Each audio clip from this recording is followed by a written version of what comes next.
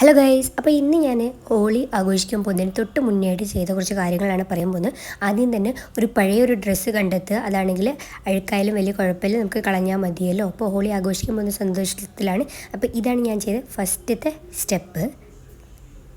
അപ്പോൾ എൻ്റെ മുടി ഭയങ്കര ജട പിടിച്ചതായതുകൊണ്ട് തന്നെ എനിക്കത് ചിക്കിയെടുക്കാൻ കുറച്ച് സമയം എടുക്കും. കാരണം 2-3 ദിവസമായി ഞാൻ മുടിയൊക്കെ ഒന്ന് ചിക്കി വെച്ചിട്ട്, അതുകൊണ്ട് ഞാൻ ഇതിലെ കുടുക്കൊക്കെ പോക്കി എന്നിട്ട് നന്നായിട്ട് മുടിയൊക്കെ പിന്നിയിട്ട് വെക്കാനാണ് പോകുന്നത്. ആദ്യം ഞാൻ ഈ മുടിയിലെ ജടയൊക്കെ ഒന്ന് കളഞ്ഞിട്ട് ഇപ്പോൾ വരാവേ.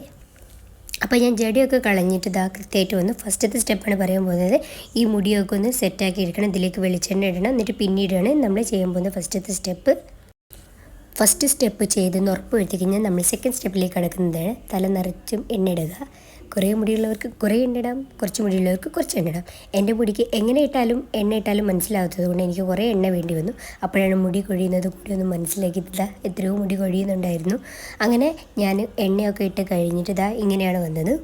അപ്പോൾ ഞാൻ പൊട്ടൊക്കെ വെച്ച് കൊടുത്തിട്ടാണ് പോകുന്നത് കേട്ടോ. അപ്പോൾ പഴയൊരു ഡ്രസ്സും പിന്നെ അതേപോലെ എണ്ണയൊക്കെ ഇട്ടിട്ട് സെറ്റാക്കി എടുത്തു. അപ്പോൾ സെക്കൻഡ് സ്റ്റെപ്പ് കഴിഞ്ഞു. തേർഡ് സ്റ്റെപ്പിലേക്കാണ് നമ്മൾ പോകുന്നത്.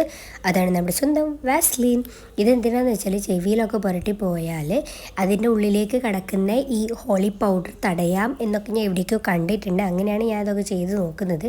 നിങ്ങൾ വിചാരിക്കുന്നോ ഞാൻ എന്തൊക്കെയാണ് പറയുന്നത്? ഞാൻ എന്തൊക്കെയോ പറയുന്നുണ്ട്, അത് ഞാൻ മ്യൂട്ടാക്കി വെച്ചിട്ട് ഞാൻ വോയിസ് ഓവർ കൊടുക്കുകയാണ് ചെയ്തത്.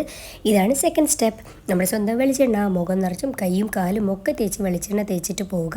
അത് നമ്മുടെ സ്കിന്നിന് കുറച്ചുകൂടി നല്ലതായിട്ടാണ് എനിക്ക് തോന്നിയത്. അത് കഴിഞ്ഞ് നമ്മൾ അടുത്ത സ്റ്റെപ്പ് ഫിഫ്ത്ത് സ്റ്റെപ്പ്.